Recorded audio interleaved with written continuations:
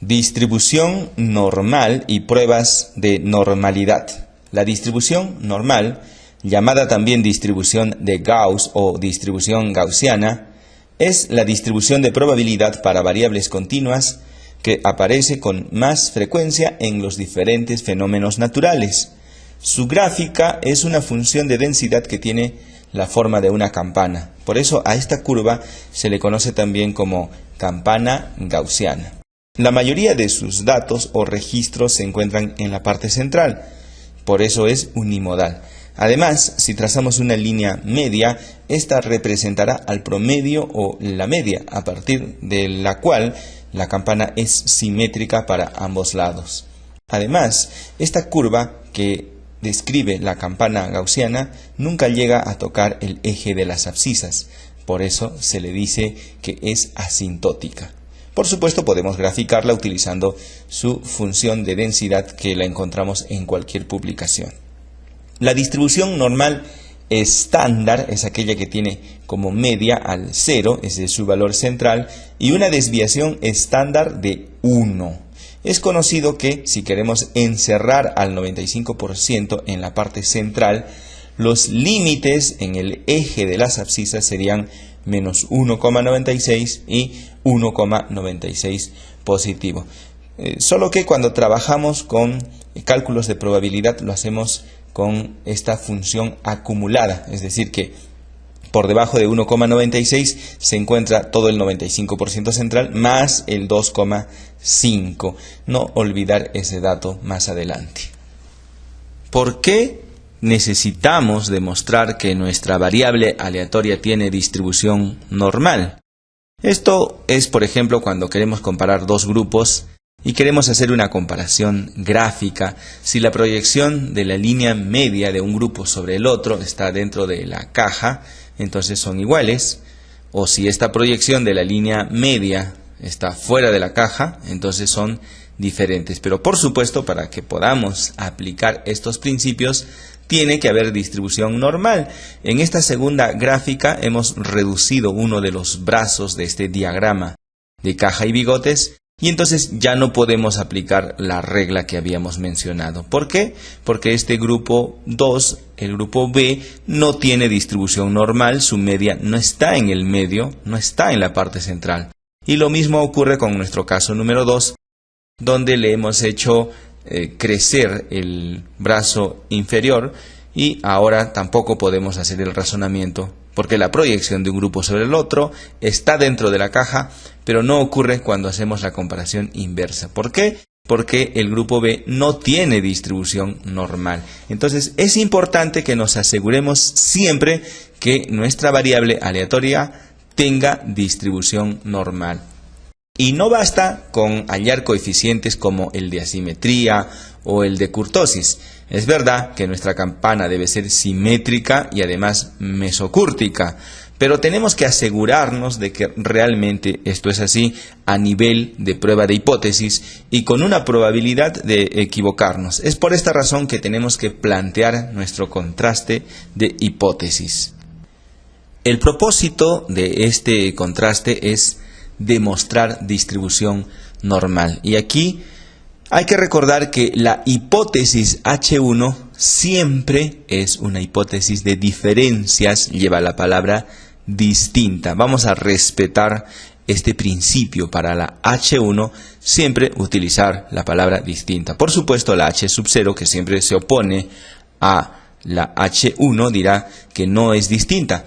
Leamos ahora el contexto. La hipótesis nula dice que la distribución de la variable aleatoria no es distinta a la distribución normal. Que no sea distinta a la distribución normal significaría también que sean iguales o que la variable aleatoria tenga distribución normal porque su distribución es similar, no es distinta, no es diferente a la distribución normal. Así que en este caso, cuando estamos desarrollando la prueba de normalidad, nos convendrá quedarnos con H sub 0 y no con H sub 1 como habitualmente estamos acostumbrados. La prueba de hipótesis se realiza con el estadístico de Kolmogorov-Smirnov. Vamos a desarrollar nuestra prueba de normalidad con una base de datos que hemos preparado para este ejercicio. Pero antes vamos a reducirla al 50% como siempre lo hacemos. La finalidad de esto es que cada participante tenga una matriz de datos distinta. Para ello vámonos a Datos, Seleccionar casos, Muestra aleatoria de casos, Ejemplo, exactamente 50. Y en la segunda casilla voy a colocar 60, pero tú vas a colocar el número que se te ha asignado para este ejercicio. Continuar, eliminar casos no seleccionados y aceptar. Ya tengo mi matriz de datos con únicamente 50 registros. Y ahora vamos a revisar nuestra hoja de trabajo. Nos plantean que se ha evaluado el peso del recién nacido en dos localidades. El peso es una variable numérica continua y se desea aplicar procedimientos paramétricos. Imagínate que quisiéramos comparar el peso del recién nacido en estas dos localidades. Lo haríamos con una T de student, pero necesitamos demostrar normalidad. La pregunta será: ¿es la distribución de la variable aleatoria diferente a la distribución normal? Esa es la pregunta que nos haremos. Por supuesto, nos convendrá que esto no ocurra para llegar a la conclusión de que nuestra variable sí tiene distribución normal. Como siempre, vamos a obtener nuestros descriptivos y para ello me voy a ir a la matriz de datos, en Analizar, Comparar medias, voy a trasladar mi variable peso, que es la variable numérica en mi matriz de datos, a la lista de dependientes, que podría leerse también como aleatoria, y nuestra variable procedencia a la lista de independientes, que puede leerse también como variable fija. Y en opciones solo necesito, además de la media, el error típico de la media o error estándar de la media, que es lo mismo, y luego continuar y aceptar.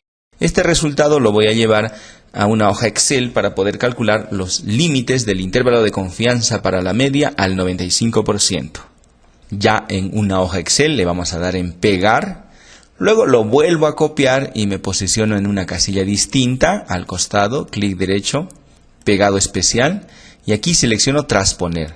Lo que estoy haciendo es cambiar el orden de la tabla. Necesito el límite inferior y el límite superior. Luego voy a escribir en qué consiste el límite inferior. Esto es igual a la media menos el error estándar de la media por 1,96. Normalmente escribimos 1,96 porque es el asterisco. Y ahora ya sabemos por qué 1,96, porque este valor nos ayuda a encerrar al 95% de los datos en el interior de la campana. Esa es la razón. Entonces, si nosotros quisiéramos encerrar al 99% o a un valor distinto, por supuesto cambiamos el valor de 1,96. Le voy a dar un Enter para extraer el valor y ahora para mi límite superior sería igual a la media más 1,96 veces, es decir, por el error estándar de la media, Enter. Ya con estos datos los selecciono y simplemente lo corro. Voy a seleccionar todo para llevármelo a mi hoja de trabajo, le reduzco el número de cifras decimales, lo voy a copiar, las casillas que necesito, y en mi hoja de trabajo lo pego. Y ahora recuerda la gráfica del diagrama de caja y bigotes. Los límites inferior y superior son los límites de la caja.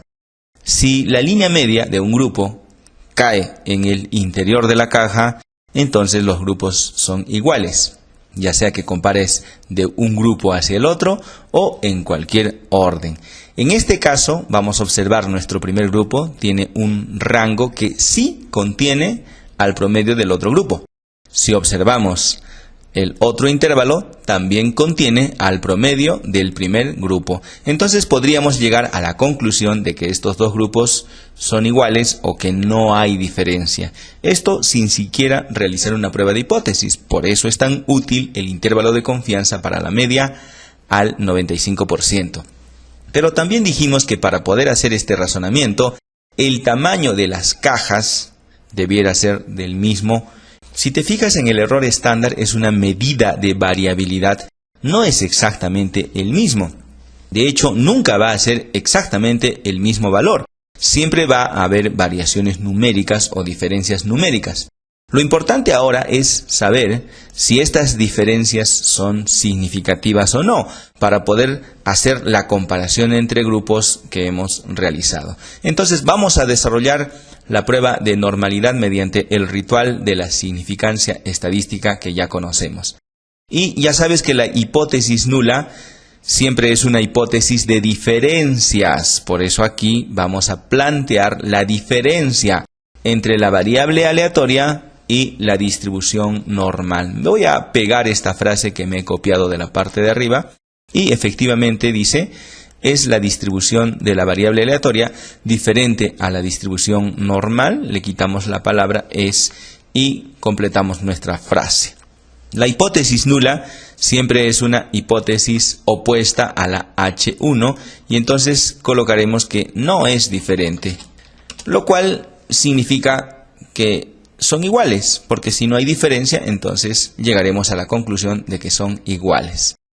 Nota que en este caso lo que nos conviene es quedarnos con H0, porque es la que nos indica que nuestra variable sí tiene distribución normal, pero no confundir con H1, porque H1 siempre tiene diferencias en su contenido, siempre dice diferente o distinto. Vamos a establecer un nivel de significancia, 5%, que en cifras decimales sería 0,05. Y la prueba estadística que vamos a utilizar en este caso es la prueba de Kolmogorov-Smirnov. Entonces nos vamos a ir a nuestra matriz de datos, luego vamos a analizar pruebas no paramétricas, cuadro de diálogos antiguos y KS de una muestra. KS significa Kolmogorov-Smirnov. Hacemos un clic en este lugar, vamos a trasladar la variable peso y fíjate que podríamos contrastar la distribución de nuestra variable con otros tipos de distribución, no solamente la normal. Por defecto viene la distribución normal, pero podríamos contrastarlo con otros tipos de distribución. Vamos a dejarlo tal y como viene por defecto. Ahora le daremos en aceptar. Y aquí tenemos nuestro valor de P, la significancia asintótica bilateral, que es lo que realmente nos interesa. Y ahora si te fijas en el valor de P, hay dos letras a su costado. La primera dice C y luego dice D. En la parte inferior está la leyenda. C significa corrección de significación de Lilliefors. Esta es una variante de la prueba de Kolmogorov-Smirnov, que el programa SPSS los muestra por defecto. Esta es la prueba entonces que vamos a marcar en nuestra hoja de trabajo, la corrección de Lilliefors. Vamos a seleccionarla aquí, Kolmogorov-Smirnov, corregida por Lilliefors. ¿Y cuál es el valor de P? En nuestros resultados es, haciendo doble clic sobre este lugar, 0,200. Lo vamos a pegar entonces en nuestra hoja de trabajo y en porcentaje esto sería igual a, simplemente corremos la coma decimal en dos posiciones y es 20%. Ese es el resultado final. Vamos a darle lectura al p-valor y lo hacemos de la siguiente manera, como siempre. Esto es un ritual con una probabilidad de error del, y aquí anotamos la magnitud de P, que es el porcentaje de error, y luego pegamos la hipótesis H1 y con esto podemos leer lo siguiente. Con una probabilidad de error del 20%, la distribución de la variable aleatoria es diferente a la distribución normal. Como ves, es mucho error como para concluir con la hipótesis H1. Entonces nos vamos a quedar con H0, porque el valor de P está por encima del nivel de significancia, la máxima cantidad de error. Voy a copiar H0 porque esa es la decisión final. Con esta nos vamos a quedar. La distribución de la variable aleatoria no es diferente a la distribución normal, que podría interpretarse también como es igual a la distribución normal. Y eso es todo. Esa es la forma en que se demuestra normalidad para nuestra distribución con una prueba de hipótesis, y no solamente saber si tiene un coeficiente de asimetría cercano a 0 o un apuntamiento cercano a 0. Así que los coeficientes de asimetría y apuntamiento o kurtosis son solamente descriptivos. No nos ayudan a tomar decisiones acerca de si tiene distribución normal o no tiene distribución normal. Tenemos que realizar una prueba de hipótesis. Otro procedimiento relacionado a la prueba de normalidad es la prueba de Shapiro-Wilk. ¿Qué diferencia hay entre Kolmogorov-Smirnov, Kolmogorov-Smirnov-Lilliefors y la prueba de Shapiro-Wilk? Vamos a pasar a nuestro software estadístico para ver dónde podemos encontrar la prueba de Shapiro-Wilk. Ahora estamos en el programa SPSS. Vamos a darle a analizar, estadísticos descriptivos, explorar. Hacemos un clic. Vamos a trasladar nuestra variable peso del recién nacido y en gráficos vamos a seleccionar la opción gráficos con pruebas de normalidad. En realidad lo único que nos interesa aquí son las pruebas de normalidad, pero así es la opción. Continuar y aceptar. Vamos a descender un poco y en la parte inferior tenemos a la prueba de Kolmogorov-Smirnov y también a la prueba de Shapiro-Wilk. Y ahora vamos a explicar cuándo se utiliza cada uno. Kolmogorov-Smirnov se utiliza cuando el tamaño de la muestra es de 50 o más. En este caso es 50. Entonces aplicamos Kolmogorov-Smirnov. Shapiro-Wilk se utiliza cuando el tamaño de la muestra es menor a 50. En este caso, nuestro valor de significancia para Shapiro-Wilk debiera ser similar al de Kolmogorov-Smirnov. Si te fijas, en Shapiro-Wilk es 0,921. Claro que con este valor también hubiésemos llegado a la misma conclusión de que sí tiene distribución normal. ¿Y por qué Kolmogorov-Smirnov tiene un valor de 0,200? Un valor muy distinto al de Shapiro-Wilk. Porque esta prueba de Kolmogorov-Smirnov está corregida por Lilliefors. Y cuando eso ocurre, entonces el límite para esta significancia es de 0,2. Por lo tanto, nunca vamos a encontrar un valor de P para Kolmogorov-Smirnov corregida por Lilliefors por encima de 0,2. Está ya en su límite. ¿Y por qué Lilliefors habría corregido la prueba de Kolmogorov-Smirnov? Esto es porque cuando trabajamos con muestras pequeñas, es decir, por debajo de 50, Kolmogorov-Smirnov suele ser muy conservador. Le da distribución normal a todo grupo de datos, aun cuando esto no es real. Por eso es que utilizamos la corrección de Lilliefors. Antes de esto teníamos la opción de Shapiro-Wilk.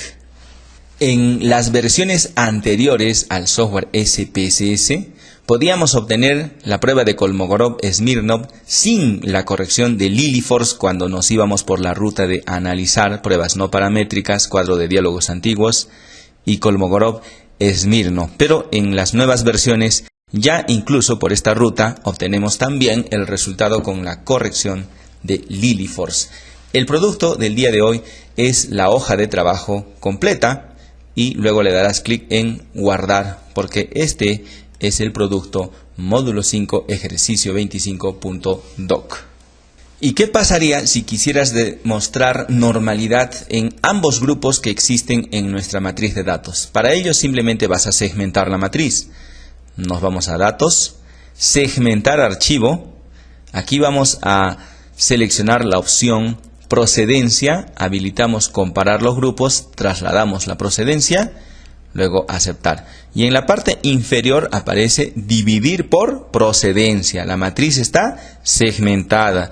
Entonces ya nada más tendríamos que correr, analizar, estadísticos descriptivos, explorar. Y ya está seleccionada la variable peso. Ahora le damos en aceptar y los resultados nos mostrarán el valor de las pruebas de normalidad tanto para cada uno de los grupos. La otra opción es retirar esta segmentación. Vamos a datos, segmentar archivo, retiramos la segmentación, aceptar, vamos a analizar, estadísticos descriptivos, explorar y trasladamos la procedencia a lista de factores. Le damos en aceptar y otra vez hemos calculado las pruebas de normalidad para cada uno de nuestros grupos. Son diferentes opciones que podemos utilizar.